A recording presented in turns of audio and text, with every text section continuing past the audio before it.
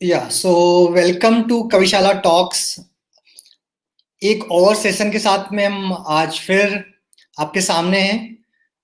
Kavishala talks या कविशाला संवाद में हमारा एक प्रयास है कि लोगों के बीच जो वार्तालाप है, एक दूसरों की जो बातें हैं, सोच है, विचार हैं, उनको हम लोगों तक पहुंचा पाएं, उनसे बातें कर पाएं। जो समाज में प्रतिष्ठित लोग हैं, उनकी बातें जो एक सामान्य इंसान है, सामान्य लोग हैं, उन तक पहुंच पाएं। तो इसी प्रयास में हम लोग कुछ कुछ सेशंस करते रहते हैं कविशाला प्लेटफॉर्म पे, जहाँ पे हम अनेक तरीके के लोगों से बात करने की कोशिश करते हैं, उनके विचार जानने के, कई मुद्दों पे, समाज में चल रहे मुद्दे हों या देश में चल रहे मुद्दे हों, उन पे बात करने की कोशिश करते हैं, उनके विचार जानने की कोशिश करते हैं। तो आज के सेशन में हमारे साथ हैं सोनल गोयल मैम। स्वागत है मैम आपका। 2008 में इन्होंने आईएएस क्रैक किया, इनकी 13th रैंक थी। इनके ट्विटर के माध्यम से हम लोग बहुत सारे विचार, जो पर्सनल व्यूज हैं, वो हम सुनते रहते हैं, पढ़ते रहते हैं। इनका परिचय के ये कोई मोहताज नहीं है, तो हम आज की जो वार्तालाप है उसकी शुरुआत करते हैं। मैम, सबसे पहले मैं आपसे ये जानना चाहूंगा कि आईएएस कैसे बने, क्योंकि आप कई मंचों से, आपने कई प्लेटफॉर्म से आपने बातें की हैं, फिर भी जो कविशाला से जुड़े लोग हैं उन तक ये बात पहुंचे, तो मैं चाहूंगा आपसे कि आज ये साझा जरूर करें कि आईएएस कैसे बने। जी। थैंक यू सो मच अंकुर जी, मुझे कविशाला टॉक्स में इनवाइट करने के लिए। हमारे साथ आज जो व्यूअर्स इस शो में जुड़े हैं, आप सभी को रिपब्लिक डे, हमारा आने वाला 72वां गणतंत्र दिवस, उसकी अग्रिम शुभकामनाएं।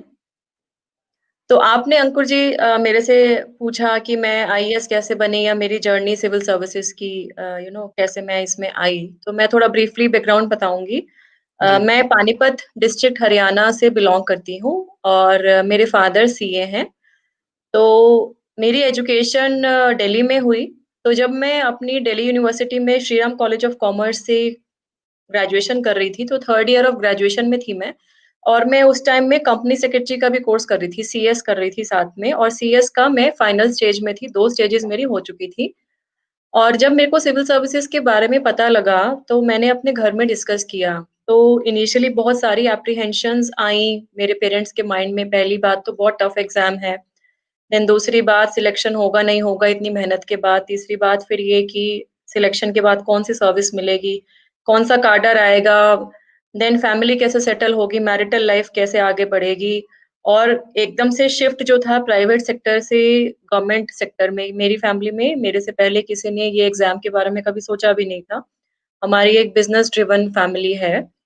और उस टाइम की बात कर रही हूँ मैं, 2003 की बात कर रही हूँ, तो आज से लगभग 17-18 साल पहले की बात है।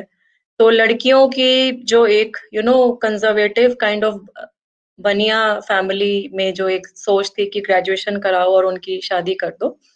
तो ये सब चीजें थी मेरे पेरेंट्स के माइंड में भी। लेकिन आई एम थैंकफुल कि मेरे फादर, मेरी मदर बहुत प्रोग्रेसिव थे अपने टाइम के हिसाब से। मेरी बड़ी सिस्टर है, तो उन्होंने हमेशा एजुकेशन पे बहुत इम्पोर्टेंस दी। तो मेरे पापा 6-8 महीने की डिस्कशन हमने की, उन्होंने सब सोचा, समझा, फिर उन्होंने कहा ठीक है अगर आपको देना है तो आप दीजिए। लेकिन उन्होंने एक सजेशन ये भी दिया कि आप अपना प्लान भी अपने लाइफ में ज़रूर सोचो, कि अगर सिविल सर्विसेज़ नहीं होगा तो आप क्या करोगे? तो मुझे बहुत प्रैक्टिकल एडवाइस लगी, तो मेरा 2003 में ग्रेजुएशन कंप्लीट किया, 2004 में मेरा सीएस कंप्लीट हुआ। और उसके बाद मैंने दिल्ली यूनिवर्सिटी में ही लॉ में एडमिशन लिया एलएलबी करने के लिए। And same year I started my job as part time CS, क्योंकि मैं सीएस बन चुकी थी तो मुझे लगा मुझे फाइनेंशियली भी इंडिपेंडेंट होना चाहिए। और सेम ईयर में मैंने सिविल सर्विसेज की तैयारी शुरू करी। 2004 से 2007 मेरी लाइफ में 3 चीज़ें पैरेलली चली। फोकस था मेरी लाइफ में सिविल सर्विसेज की तैयारी करना, क्योंकि मुझे पता है कि मेरे पास ये जो टाइम अभी मिला है ये बाद में कभी भी नहीं आएगा जीवन में। Then of course I was also doing law which was a regular course, तो मुझे क्लासेस अटेंड करने के लिए जाना पड़ता था। And also I was supposed to attend office sometimes because I was working as CS. तो 2006 में मैंने पहला अटेम्प्ट दिया, उसमें मेंस लिखा मैंने, इंटरव्यू कॉल नहीं आई। फिर बहुत डिमोटिवेशन हुआ, बट ये लगा कि अब जो नेक्स्ट अटेम्प्ट देना है वो इस तरीके से देना है कि I should not be having any complaints in future कि मैंने अपना एफर्ट नहीं दिया। 2007 में सेकंड अटेम्प्ट दिया और उसमें frankly I did whatever I could. and with God's grace, with my efforts, with support of my family, I cleared civil services examination. मेरा बैच 2008 है, क्योंकि वो जो फाइनल रिजल्ट है वो मई में आता है। सो आई थिंक 16 मई 2008 को हमारा रिजल्ट आया। I was 13th rank in my batch. तो मेरा मीनवाइल लॉ भी कंप्लीट हो गया। And I was when I cleared civil services, I was a commerce graduate, I was a CS and LLB also. तो ये journey मेरी civil services में enter करने की रही। और उसके बाद जब मैंने जब अकेडमी ज्वाइन की ट्रेनिंग में, तो हमारा दिसंबर में कैडर एलोकेशन हुआ। उस टाइम में रोस्टर सिस्टम में कैडर एलोकेट होता था, तो I got the cadre MT Manipur Tripura. और अच्छा। उसमें जो है कैडर एलोकेट मेरा फाइनली हुआ त्रिपुरा। मैंने जी। त्रिपुरा 2009 में ज्वाइन किया, जून 2009 में, और वहाँ मैंने 7 साल से ज़्यादा काम किया। 2016 तक मैं वहाँ थी। उसके बाद मैं गवर्नमेंट ऑफ हरियाणा में आई, इंटर स्टेट डेपुटेशन में। मेरा दोनों ही स्टेट्स में, चाहे त्रिपुरा हो, हरियाणा हो, वर्क एक्सपीरियंस मोस्टली फील्ड का रहा। अपनी एसडीएमशिप से लेके मैंने वहाँ पे कॉर्पोरेशन में मैं सीईओ रही, मैं डीएम कलेक्टर भी रही, और हरियाणा में भी मैं कॉर्पोरेशन में भी रही, जिले में भी रही। तो इस तरीके की जो मेरी जर्नी है, लाइक मतलब work experience is like around 15 years. और अगर बात करें कि 15 साल के अलावा 12-13 साल तो मेरे अब पब्लिक सर्विस में, सिविल सर्विसेज में हो गए हैं। तो बहुत एक अच्छी फीलिंग आती है, लेकिन हाँ, सेंस ऑफ रिस्पॉन्सिबिलिटी है जो ये सर्विस प्रोवाइड करती है, वो हमेशा से रहेगी। जी, आपकी जो पूरी यात्रा है, अभी तक की पूरी जर्नी है, बहुत इंटरेस्टिंग है। उसमें काफ़ी मोटिवेशनल चीज़ें हैं, काफ़ी इंस्पिरेशनल चीज़ें हैं। तो आपने एक बात बताई कि घरवालों ने आपसे बोला कि ऑप्शन रखना आप ठीक है, आप सिविल सर्विसेज की प्रिपरेशन करना चाहते हैं, ठीक है, बट एक ऑप्शन रखिए। तो इस जो आपसे ये बात बोली गई, आज के युवाओं को जो है, आज का यूथ है, उसको आप क्या बोलना चाहेंगे कि उनको एक ऑप्शन, हमेशा वो कुछ भी करना चाहते हैं, करें, बट एक ऑप्शन रखना कितना ज़रूरी है उनको लाइफ में? वो कुछ भी कर रहे हैं, वो सिविल सर्विसेज की प्रिपरेशन कर रहे हैं, वो एंटरप्रेन्योर बनना चाहते हैं, कुछ खुद का काम करना चाहते हैं, बट एक सॉलिड सा ऑप्शन की अगर वो नहीं हो पाया, तब क्या होगा? जी। देखिए, जो ये प्लान बी की बात है, ये मैंने इसलिए नहीं की कि मैं कोई डिमोटिवेट किसी को करना चाहती हूँ, या हमें किसी के एफर्ट पे विश्वास नहीं है, भरोसा नहीं है। लेकिन इस बात की इम्पोर्टेंस इसलिए समझना ज़रूरी है कि बहुत सारी सिचुएशनल सर्कमस्टांसेस होते हैं, जिसके ऊपर डिपेंड करता है कि आप जो चीज़ अचीव करना चाहते हैं, वो despite your 100% efforts, you are able to achieve them और नॉट। तो कई बार ऐसी सिचुएशन आ जाती है कि for example you want to you know do an MBA course, और आपका एम ये है कि आप आईआईएम्स में एडमिशन लें। आप 1 साल प्रिपेयर करते हैं, दूसरे साल प्रिपेयर करते हैं, ऐसा हो सकता है कि आपका जो स्कोर है वो उतना अनफॉर्च्यूनेटली नहीं आ पाता कि आप आईआईएम्स में एंटर करें। तो माइंड में जो ब्लॉकेजेस हैं वो हमें नहीं रखनी है। What I mean to say is that you have to kind of be accepting कि ठीक है, हमारा इसमें नहीं हो रहा, तो हमारे लिए नेक्स्ट बेस्ट क्या है करना। So next best would be any other business school, any other B school which you feel if not in the category A, then in the category B list, right. you know. So उसके हिसाब से similarly अगर आप कोई private sector में आप अपना company खोलना चाहते हैं, उसमें if you are not able to attain up to the level which you actually wanted, of course there would be some ways to reach out to that firstly, and secondly अगर आप नहीं कर पाते हैं, तो कोई ना कोई ऑल्टरनेटिव तो जो है वो लाइफ में मिलता ही मिलता है। सो यूथ के लिए it is very important, I would like to say कि बहुत सारे हम एग्जांपल्स देखते हैं कि आजकल मेंटल हेल्थ, स्पेशली कोविड-19 में we saw that the cases of depression, cases of people suffering from mental health issues have risen up because of the various changes in the way we have been living life। जिस तरीके से हम अपना routine का एक जीवन जी रहे थे मार्च 2020 से पहले, जी, जी। उसमें चेंजेस आए। हम लोगों से मिलना हमारा कम हो गया, ऑफिस जाना कम हो गया, स्कूल कॉलेज नहीं, बंद हो गए वो, ऑनलाइन क्लासेस हो गई। तो वो जो एक फिजिकल कनेक्ट था वो कम हो गया, ट्रैवल कम हो गया।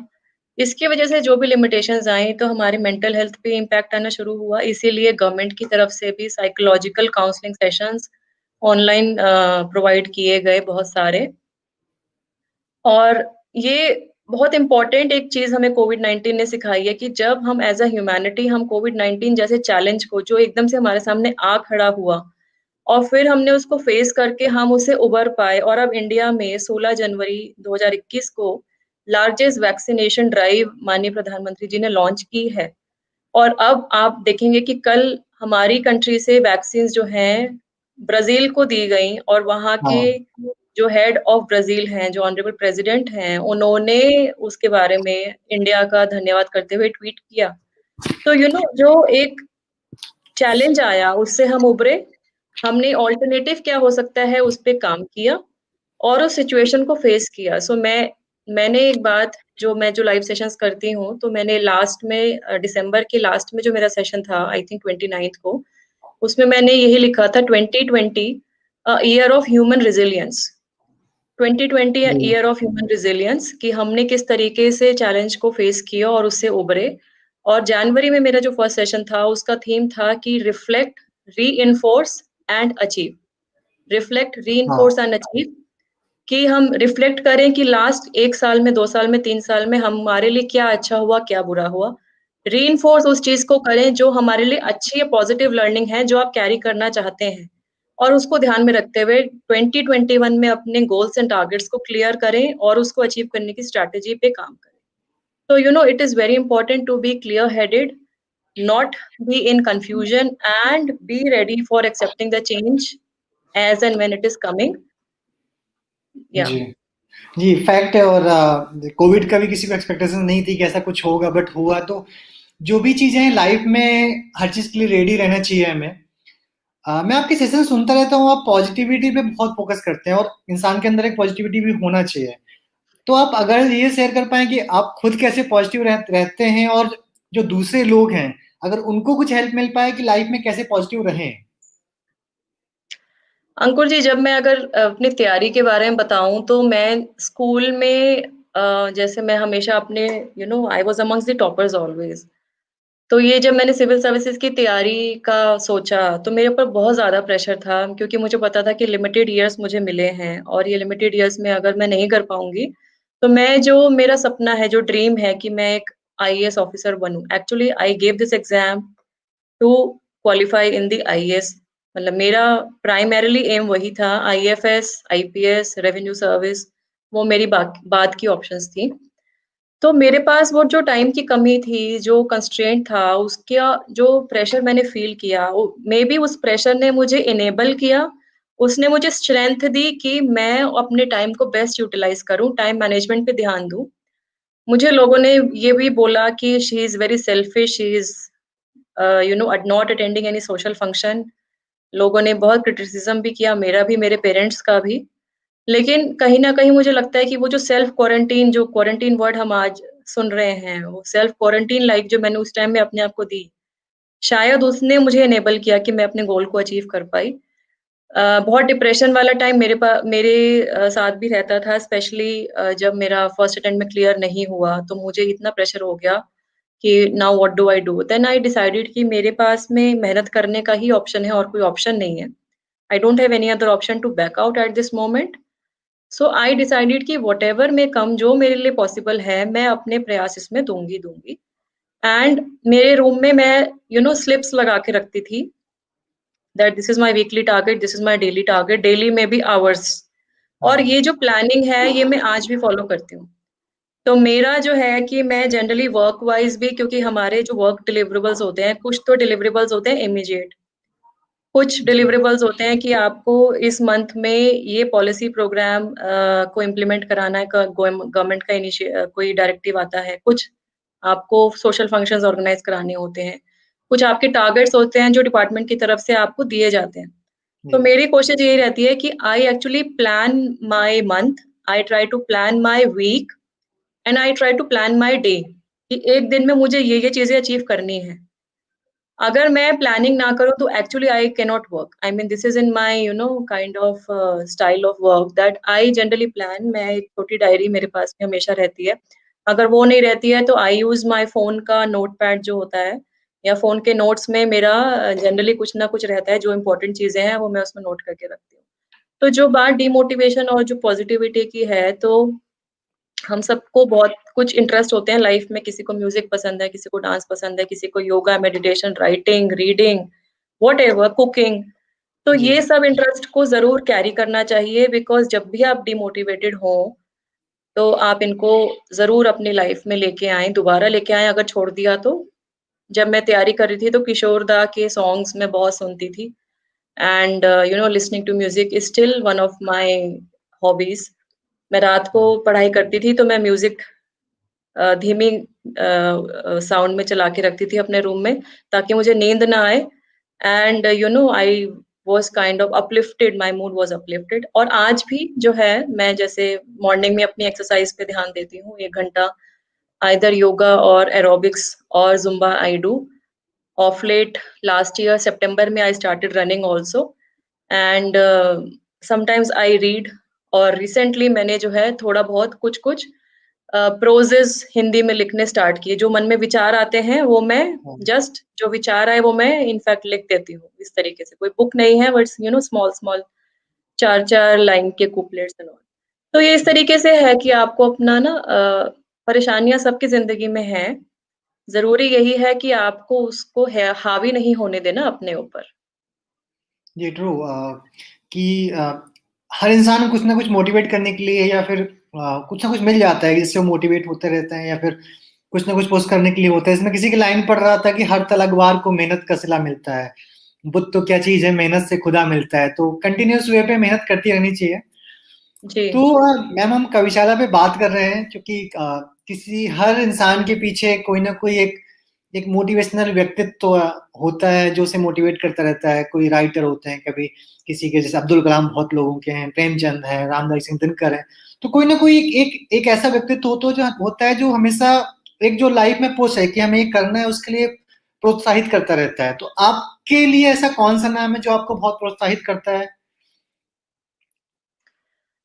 अ, अगर हम लिटरेचर की बात करें, हमारे साहित्य की बात करें तो इंडिया एक्चुअली एक ऐसा देश है जो कि कल्चरली बहुत रिच है और लिटरेचर जो हमारी कंट्री में है, जो हमारे साहित्यकार हुए, जो पोएट्स हुए, जो कवि हुए, जो राइटर्स हुए, तो बहुत उन्होंने जो उनकी राइटिंग्स हैं, उनकी जो पोएट्री है, I think it has influenced the entire world. जी, तो अगर मैं इनिशियल टाइम की बात करूँ जब मैं स्कूल में थी तो मेरे पास क्लास 10 तक मैंने संस्कृत पढ़ी, संस्कृत और हिंदी मेरे पास क्लास 10 तक थी। और संस्कृत मुझे बहुत इंटरेस्टिंग, बहुत अच्छी लैंग्वेज लगती थी। स्कोरिंग भी थी ऑफ कोर्स, संस्कृत इज़ हाँ, as scoring as mathematics is. तो राइट, उसमें राइट। 100 में से 100, 98 जनरली मेरे रहते थे, तो संस्कृत में मेरा बहुत इंटरेस्ट था। और संस्कृत में इंटरेस्ट होने की वजह से क्योंकि मेरी एजुकेशन डीएवी पब्लिक स्कूल में हुई 6 से 12 तक दिल्ली में। तो डीएवी में जो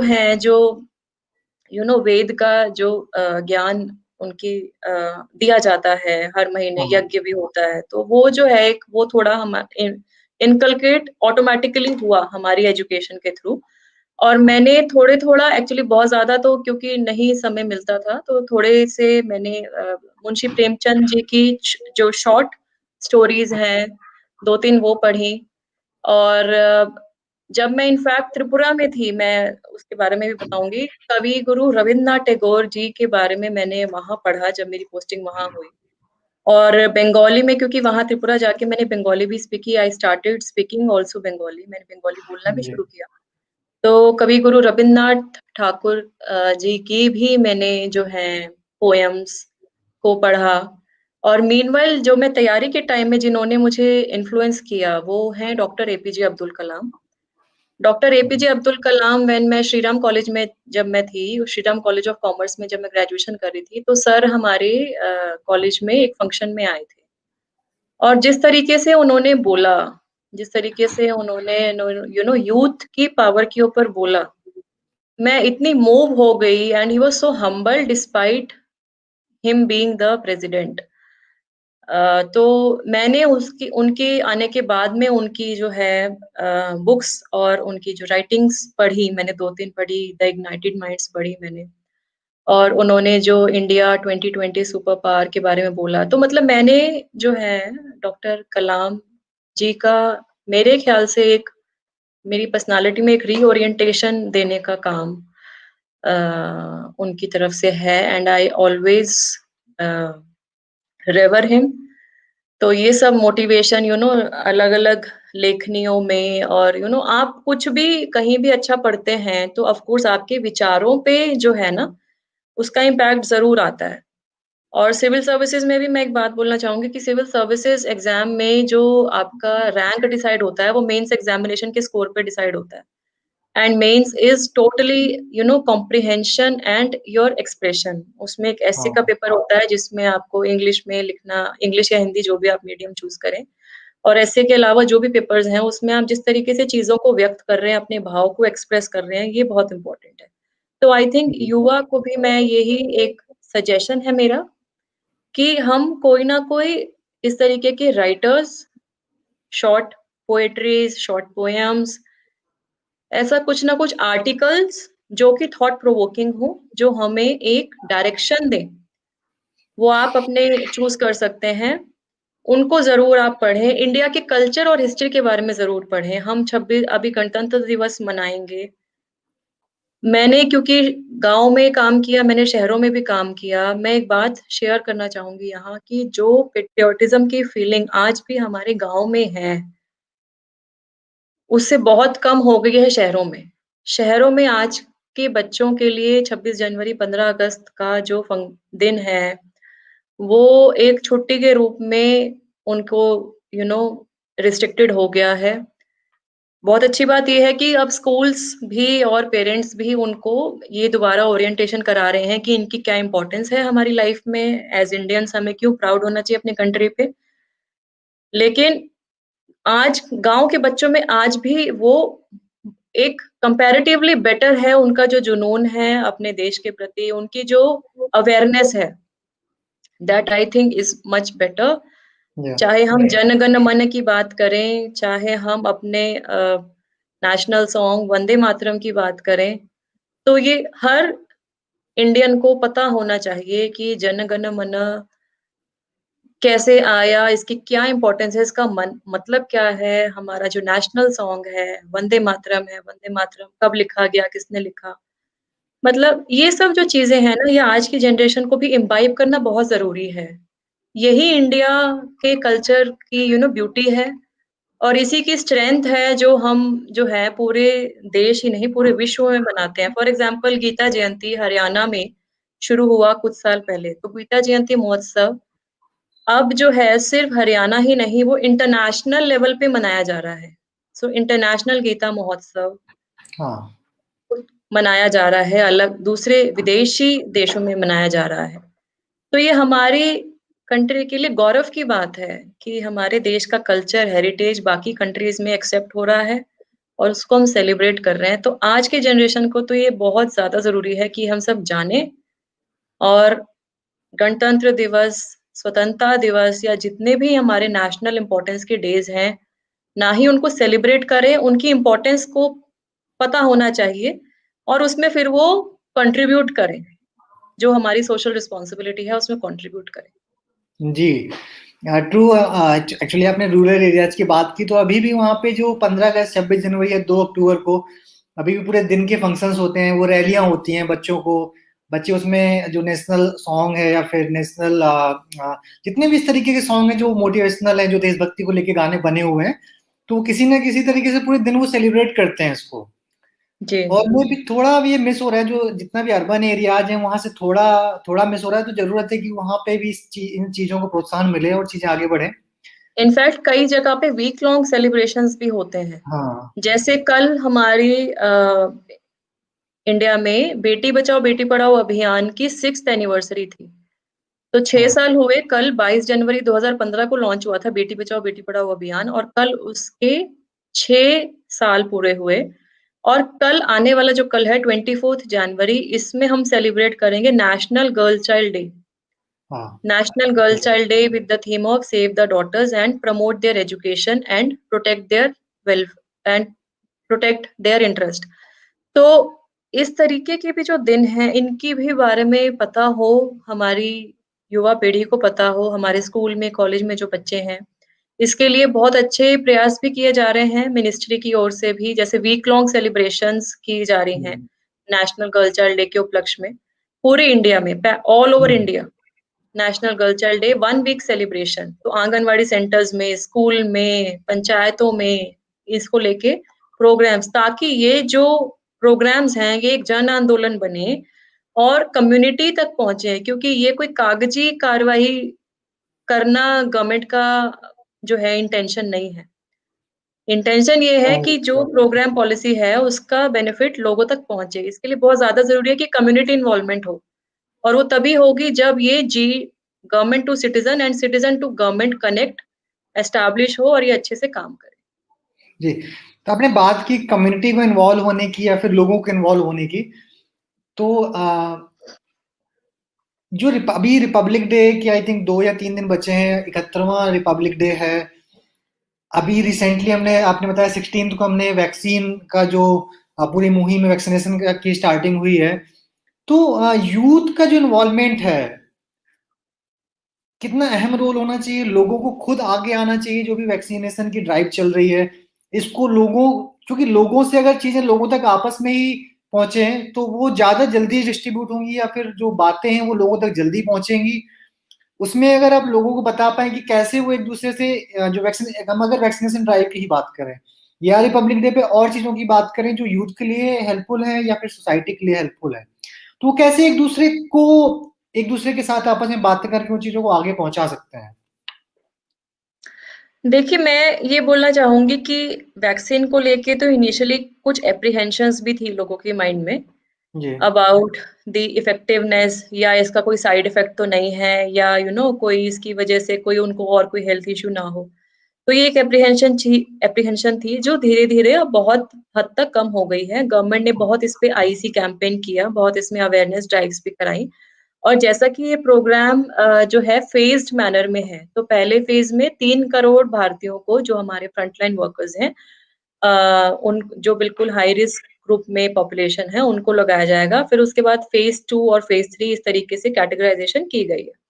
तो मेरा ये रिक्वेस्ट है कि जो हमारे फ़ेज़ 1 वाले जो गवर्नमेंट की ओर से जो आइडेंटिफ़ाई किए गए हैं, उन लोगों को तो लगाना ही लगाना चाहिए। अगर कोई आपके आस-पास में कोई व्यक्ति है जो कि एलिजिबल है और जो कि नहीं अपना इसमें एक्चुअली अपना नाम रजिस्ट्रेशन कराना है, तो अगर कोई नहीं करा रहा, तो आपके कलीग अगर नहीं करा रहे और वो उनको कराना चाहिए, आप उनको प्लीज़ मोटिवेट कीजिए। अगर कोई डाउट्स हैं, उस डाउट को डिस्पेल करने में मदद कीजिए। और जो बात आपने कम्युनिटी मोबिलाइज़ेशन की, तो ये तो एक सिर्फ़ एक एग्ज़ाम्पल है दी वैक्सिनेशन ड्राइव, कोविड-19 वैक्सिनेशन ड्राइव। हमारी कोई भी पॉलिसी प्रोग्राम हो, चाहे जो मैंने बात की बेटी बचाओ बेटी पढ़ाओ अभियान, चाहे स्वच्छ भारत मिशन, चाहे प्रधानमंत्री जन धन योजना, चाहे जल शक्ति अभियान, चाहे हमारी दीनदयाल उपाध्याय ग्रामीण योजना। कोई भी हमारी जो योजना है गवर्नमेंट की तरफ से, वो सक्सेसफुल तभी हो सकती है जब उसमें कम्युनिटी पार्टिसिपेशन हो। कोविड-19 में हमने स्पेसिफिकली देखा कि गवर्नमेंट के साथ-साथ बहुत सारे एनजीओज़, सिविल सोसाइटी ऑर्गनाइज़ेशंस और इंडिविजुअल्स ने अपने लेवल पे आके आगे काम किया। They started helping the people who were staying in slums, daily veg workers, migrant workers, उनको खाना दिया, उनको कपड़े दिए। डेली नीड्स का सामान दिया। सरकार अपने स्तर पे कर रही थी, लेकिन कुछ ना कुछ जहाँ भी कमी लोगों को दिखा कि है, उन्होंने आगे बढ़ के काम किया। मैं उस टाइम में गुरुग्राम में पोस्टेड थी, तो मैंने देखा कि गुरुग्राम में और हरियाणा में पूरे हर शहर में, हर गाँव में लोगों ने अपना ऊपर ज़िम्मेवारी, एक ह्यूमैनिटी की जो फीलिंग है, वो सबके सामने आई, और एक सोशल कलेक्टिव रिस्पॉन्सिबिलिटी के रूप में हमने दूसरों की मदद की। तो इस तरीके से जो हमारे जितने भी प्रोग्राम्स हैं, उनको एक कम्युनिटी कनेक्ट करना बहुत ज़्यादा ज़रूरी है। I would like to mention here about sustainable development goal, जो हमारे यूएन की तरफ से सस्टेनेबल डेवलपमेंट गोल्स दिए गए हैं, उसका एसडीजी 2030 एजेंडा है, जिसमें 17 सस्टेनेबल डेवलपमेंट गोल्स हैं, जिनको 2030 तक हमें इम्प्लीमेंट करना है। इंडिया में इसकी मॉनिटरिंग और कोऑर्डिनेशन का काम नीति आयोग को दिया गया है, और एक उनकी तरफ से जो काम चल रहा है, उसके साथ-साथ स्टेट गवर्नमेंट्स भी अपने लेवल पे प्रयास कर रही हैं, बट अभी इंडिया की रैंकिंग बहुत अच्छे स्तर पे नहीं है। We need to improve a lot. तो एसडीजीज़ की इम्प्लीमेंटेशन में हमेशा एक बात बोली जाती है, लोकलाइज़ द एजेंडा।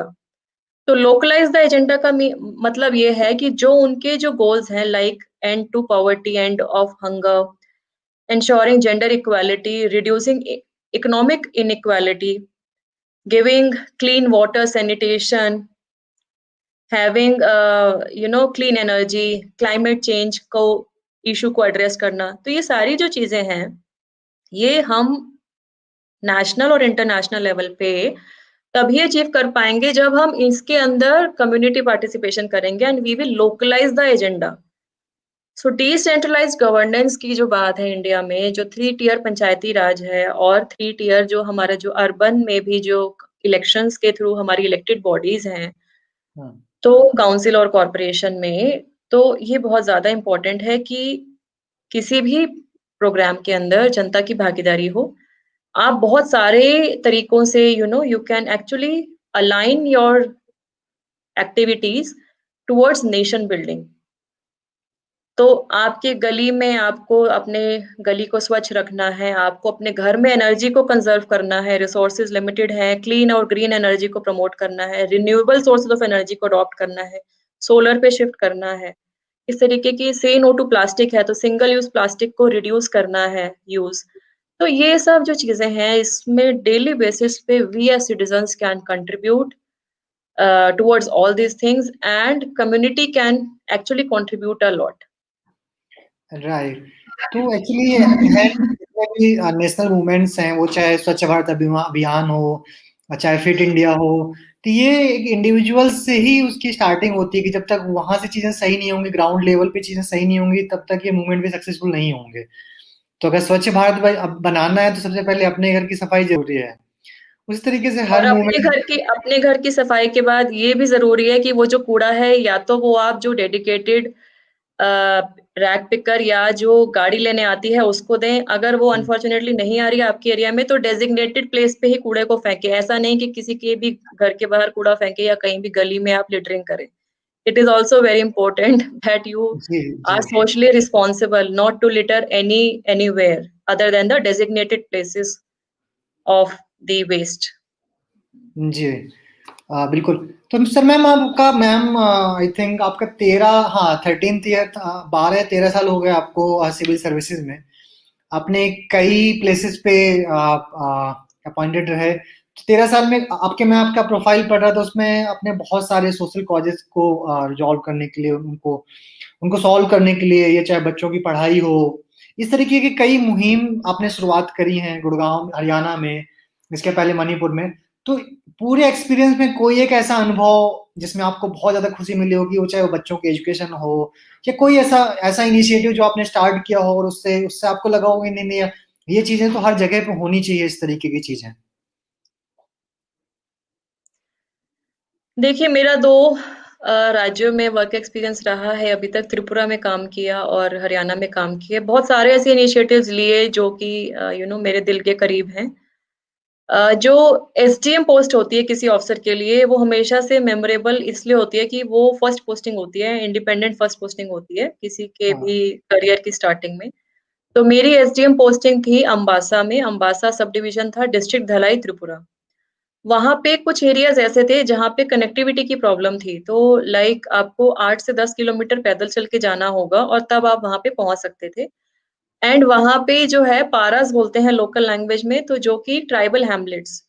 तो अच्छा, वहाँ लोग रह रहे थे लेकिन वो जो है प्रॉपर्ली कनेक्टेड नहीं था। ऑफ कोर्स बीएसएफ की आउटपोस्ट थी वहाँ पे। तो जब मैं वहाँ गई तो मेरे सब डिवीज़न में कुछ ऐसे एरियाज़ थे। एक स्पेसिफिकली एरिया मालदापारा विलेज कमिटी, मालदापारा में हमने विज़िट करना शुरू किया मैंने अपनी टीम के साथ। तो वहाँ जाके जब मैं फर्स्ट टाइम गई तो मैंने देखा कि स्कूल भी है, हेल्थ सेंटर भी है, प्राइमरी हेल्थ सेंटर भी है। और वहाँ पे आंगनवाड़ी सेंटर भी है, बट वो वर्किंग नहीं है। वो वर्किंग इसलिए नहीं है क्योंकि वहाँ जो भी स्टाफ अपॉइंटेड है गवर्नमेंट की तरफ से, वो डेली नहीं आ जा पा रहा, कम्यूटिंग प्रॉब्लम है। तो हाँ, वो जो है वो अटेंडेंस किसी तरह मैनेज हो रही है और वहाँ की जो है पॉपुलेशन सफ़र कर रही थी। आ रहे थे but it was very irregular. तो हमने जो है वहाँ पे अपनी विज़िट्स थोड़ी रेगुलर करनी शुरू करी। साथ में हमने वहाँ लोकल बीएसएफ का सपोर्ट लिया क्योंकि बीएसएफ का एक आउटपोस्ट वहाँ पे एस्टेब्लिश था। बांग्लादेश बॉर्डर है त्रिपुरा में बहुत लंबा। जी, तो वहाँ पे बीएसएफ कैंप की मदद से हमने जो है वहाँ के जो स्कूल के टीचर थे, आंगनवाड़ी में जो जिनको रहना होता था वर्कर को और साथ में जो पीएचसी में जिन्होंने हेल्थ डॉक्टर ने काम करना था, उनके स्टे का अरेंजमेंट हमने इंश्योर कराया। तो ये होता था कि हफ्ते में एटलीस्ट 4 या 5 दिन वो लोग वहाँ जाएँगे और 1 या 2 दिन की उनकी छुट्टी चलो वो है कि they needed to come back and so this kind of a, arrangement we could do and it was such a satisfying feeling उन लोगों को कभी ये नहीं था कि शायद हम लोग को प्रॉपर एजुकेशन मिलेगा, नहीं मिलेगा। तो ये सब हम करा पाए और इस तरीके के वहाँ पे 7 विलेज कमिटीज़ थी, 7 इस तरीके के थे, जहाँ पे ये सब करने का हमने कोशिश किया। ये बहुत एक सैटिस्फाइंग एक्सपीरियंस मेरा रहा। उसके बाद मैं अगर बोलूँ तो जो चीज़ मेरे दिल के हमेशा से करीब है, वो है काम करना महिलाओं के लिए, लड़कियों के लिए। So women and child welfare has been always close to my heart क्योंकि खुद मैंने देखा है अपने घर में भी, अपने ड्यूरिंग अपब्रिंगिंग आल्सो कि women still are at a disadvantage position. लड़कियों के बहुत सारे ऐसे सपने हैं जिनको आप अगर सपोर्ट करें तो बहुत कुछ कर सकती हैं। जी, मेरे को बिल्कुल। जहाँ भी मौका मिलता है मैं वुमेन के लिए काम करने का मुझे बहुत जोश रहता है, लड़कियों के लिए। तो मैंने त्रिपुरा में भी, हरियाणा में भी अपनी हर पोस्टिंग में मैंने कोशिश की कि उनके लिए ज़रूर कुछ करूँ, वहाँ की लड़कियाँ मोटिवेटेड फ़ील करें, वहाँ की लेडीज़ फाइनेंशियली कैसे इंडिपेंडेंट हो क्योंकि फाइनेंशियल इंडिपेंडेंट होना बहुत ज़्यादा ज़रूरी है। Unless and until a female is financially independent, you can not say that she is empowered. तो इसके लिए उनकी एजुकेशन ज़रूरी है, उनकी ट्रेनिंग ज़रूरी है, अगर फॉर्मल ट्रेनिंग नहीं तो वोकेशनल ट्रेनिंग। और कई बार ये है कि आप ऑफ़िशियली गवर्नमेंट के थ्रू नहीं कोई पैसा है तो आप सीएसआर में कोशिश कीजिए, आप किसी ऑर्गनाइज़ेशन से टाई अप कीजिए, उनसे रिक्वेस्ट कीजिए। तो ये सब किया मैंने जब मैं डीएम कलेक्टर गोमती थी, वहाँ पे एक अभियान नंदिनी के नाम से चलाया। हाँ, Nandini was a character of a novel of Rabindranath Thakur ji. तो नंदिनी के नाम से हमने बहुत एक अभियान चलाया बेटी बचाओ बेटी पढ़ाओ को क्लब करके और हमने झज्जर में जब मैं थी यहाँ हरियाणा में, तब वहाँ पे बेटी बचाओ बेटी पढ़ाओ को आगे ले जाते हुए हमने सोच पे दस्तक, नारी की चौपाल क्योंकि यहाँ पे एक अभी भी पैट्रियार्कल डोमिनेटेड सोसाइटी है। तो हाँ। गाँव में विशेष करके हमने इस अभियान को चलाया और बहुत पॉज़िटिव रिज़ल्ट्स हमें देखने को मिले। यूनिसेफ की तरफ से एक स्पेशल प्रोजेक्ट वहाँ पे लॉन्च किया गया, जिसका कंपोनेंट था टू इंक्रीज़ वुमेन सेफ्टी। तो ये सब जो चीज़ें हैं, आपको यही लगता है कि आप चाहे छोटी-छोटी चीज़ें भी करते चलें, लेकिन शायद उस एक प्रयास से अगर एक व्यक्ति का भी फ़ायदा हो, तो उसको करना चाहिए। जी, आई थिंक हम अब समय की समाप्ति की तरफ भी बढ़ रहे हैं, तो बहुत सारे लोगों के कॉम्प्लीमेंट्स हैं और इसमें कमेंट्स में पढ़ रहा था। एक कॉमन सा क्वेश्चन है हाउ टू हैंडल क्रिटिसिज्म जो क्रिटिसिज्म है उसको कैसे हम लोग हैंडल कर रहे हैं कि कई लोगों ने पूछा हुआ है यहाँ पे। ओके। जी, क्रिटिसिज़्म तो आप स्कूल में होंगे तब भी होगा कुछ ना कुछ क्योंकि नोबडी इज़ परफेक्ट अगर हम परफेक्ट होते तो शायद हम इंसान ही नहीं होते। तो हम खुदा नहीं हैं और हम इंसान हैं तो कोई परफेक्ट नहीं है और ना ही परफेक्ट कभी कोई हो पाएगा। सब में कुछ ना कुछ प्लस है, कुछ ना कुछ माइनस है। लेकिन ये भी ज़रूरी है ये जानना कि आप यूनिक हैं। You are an individual who is unique. तो एक अंकुर मिश्रा जी हैं, तो कोई दूसरा अंकुर मिश्रा जी वाला 100% क्वालिटी वाला कोई सेकंड बंदा नहीं होगा। So that we have to, recognize and people will like something in you and people will not like something in you. उनका डिसलाइक भी होगा, उनका थिंकिंग अलग है, आपका थिंकिंग अलग है। सो माय ओनली थिंग जो मैं सोचती हूँ कि अ, आप अपनी बात रखिए and you should be true in what you are saying. I mean fake नहीं होना चाहिए इंसान को, you should be true and honest और जो आप बोल रहे हो उसकी ज़िम्मेवारी आपकी खुद की है। सो जो मैं आज इस प्लेटफ़ॉर्म पे बोल रही हूँ, मैं इस बात पे विश्वास करती हूँ इसीलिए मैं ये बोल रही हूँ। क्योंकि कल को मेरे से कोई क्रॉस क्वेश्चन करता है या कल को कोई बोलता है कि अच्छा आप ये सब बोल रहे हो, आपने खुद क्या किया आप ये बताइए। तो I should have some example something to say. So what I mean to say is that handling criticism is I just say it like this कि I say my point, I do my work. I really don't bother what people say. Sometimes, criticism is also good as a feedback. You should never think कि जो criticism है वो हमेशा बुरा ही है। कई बार लोगों का क्रिटिसिज्म जो है आप जब रिफ्लेक्ट करेंगे at the end of the day, sometimes it is also kind of it makes you reflect, it makes you think कि शायद हाँ, इसको हम इस तरीके से कर सकते थे या इसको ऐसे करा जाए। द ओनली थिंग इज कि क्रिटिसिजम्स को अपने पॉजिटिव स्ट्राइड में लीजिए, डू नॉट बी डिसहार्टन्ड। आपने जो शुरुआत में बात की कि मेरे ट्विटर अकाउंट पे आप मेरे अपडेट्स देखते हैं, तो social media is it has this disadvantage कि anybody can write anything. There is no kind of filter नहीं है, किसी को लिखने से कोई रोक नहीं सकता है। ऑफ कोर्स अगर किसी ने अब्यूजिव कमेंट किया तो वो हर प्लेटफॉर्म का एक मैकेनिज्म है to report it as a spam और हार्मफुल, या उसको रिपोर्ट करने का, so that the action is taken against that account. But hmm. आप रोक नहीं सकते हैं ना। तो मैं एक चीज लिखती हूँ, कुछ लिखती हूँ, कोई सपोज कुछ भी करती हूँ, तो वो बोलेंगे, 5 लोग अच्छा बोलेंगे तो 2 लोग बुरा भी बोलेंगे। तो sometimes I react and many a times I don't react, क्योंकि वो रिएक्ट करने का मेरे पास उतना टाइम भी नहीं होता फ्रैंकली। और दूसरी बात ये है कि I really don't value things which I know are not important. आपको अपने दिन में 24 घंटे हैं, तो वो 24 घंटे में कितना टाइम आपको कहाँ लगाना है, ये ज़रूरी है। क्रिटिसिज़्म्स को अपने ऊपर हावी आप होने देना शुरू कर देंगे, then I think you would lose your originality, you will lose your uniqueness. जो आपको ठीक लगती है चीज़ आप वो कीजिए, and I mean, you just be honest to your own self. You are answerable to your own self, basically. मैं जी। हमेशा यही मानती हूँ, even while taking any decision in the field। कई बार ऐसी सिचुएशन आती है, क्रिटिकल सिचुएशन आती है कि आपको ऊपर से कुछ और कहा जा रहा है और शायद आपका कॉन्शियस वो अलाउ नहीं कर रहा है। तो मैं जो फाइल में जो लीगली जस्टिफाइबल चीज़ है एज़ अ गवर्नमेंट ऑफिसर, मैं वही करूँगी ताकि कल को कोई प्रॉब्लम ना हो, और जो कि इन लार्जर पब्लिक इंटरेस्ट हो, वही करेंगे, because you are answerable to the people where you are working. So criticisms will come, they will keep coming. Do not, I think उसको बहुत ज़्यादा ये नहीं लेना चाहिए, हेविली नहीं लेना चाहिए। कई बार वो फीडबैक भी होता है, पॉजिटिव अच्छा फीडबैक उससे मिलता है कि हाँ, हम इसको इम्प्रूव कर सकते हैं। और अगर बहुत ज़्यादा ही वो है तो let us ignore, not to worry much about it. जी। आई थिंक आपने एक लाइन शेयर करी थी आज, जो अपने कदमों की काबिलियत पर विश्वास रखते हैं, वो ही अक्सर हाँ, मंजिल तक पहुँचते हैं। यस। मेरे को जी, कहीं ये मिला, कहीं मैं वैसे ही स्क्रॉल कर रही थी, मैं I just read it somewhere और मुझे बहुत एकदम से क्लिक किया ये, तो मैंने उसलिए डाला उसको। जी, तो आप अगर आखिरी में कोई मैसेज देना चाहें कविशाला के जो दर्शक हैं, राइटर्स हैं, जो लोग हमें देख रहे हैं, उनके लिए, और रिपब्लिक डे आ रहा है उसके लिए आप कविशाला, हाँ, बोलना तो चाहें? कविशाला तो बहुत एक अच्छा प्लेटफ़ॉर्म है इन द सेंस कि हमें अपने लिटरेचर, पोएट्री उसके बारे में जानने का मौका मिलता है, और मेरा फ्रैंकली बहुत ज़्यादा उसमें अभी तक भी नॉलेज बहुत कम है इस एरिया में।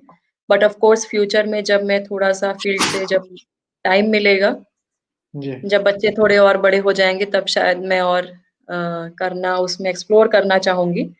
तो मेरा मैसेज यही है कि हम गणतंत्र दिवस मनाएँगे 26 जनवरी को।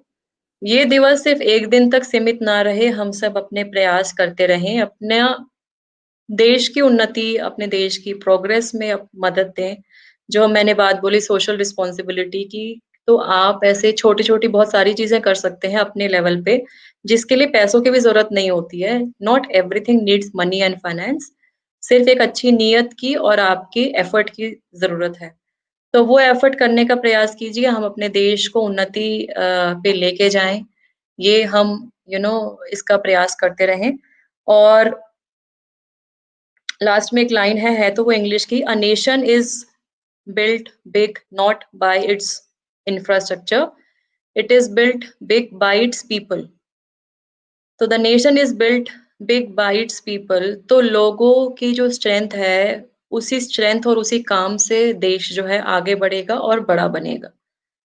तो हम अपनी जो डेमोग्राफिक डिविडेंड इंडिया के पास है, देश को दें जो भी हम दे सकते हैं। और लास्ट में सिर्फ़ एक ये लाइन मैं बोलना चाहूँगी, जहाँ भी आप रहें, स्वस्थ रहें, खुश रहें और अपने हौसलों पे विश्वास रखते हुए अपने जीवन में आगे बढ़ें, जो लक्ष्य प्राप्त करना चाहते हैं, आज नहीं तो कल आपको मिलेगा। हो सकता है उसका फ़ॉर्म अलग हो, उसका ज़रिया अलग हो, लेकिन मेहनत करते रहिए, अपने ऊपर विश्वास रखते रहिए, give your 100% efforts and even impossible says I am possible. तो जो एक लास्ट लाइन जो द अल्केमिस्ट में पॉल कोलो की जो नॉवल है उसमें उन्होंने बोली है, when you aspire something genuinely from the heart, the whole universe conspires and enables you to achieve that. तो जब आप पूरी शिद्दत से किसी चीज को पाने की इच्छा रखते हैं, तो पूरी कायनात आपको उससे मिलाने की कोशिश करती है और आपकी मदद करती है। जी।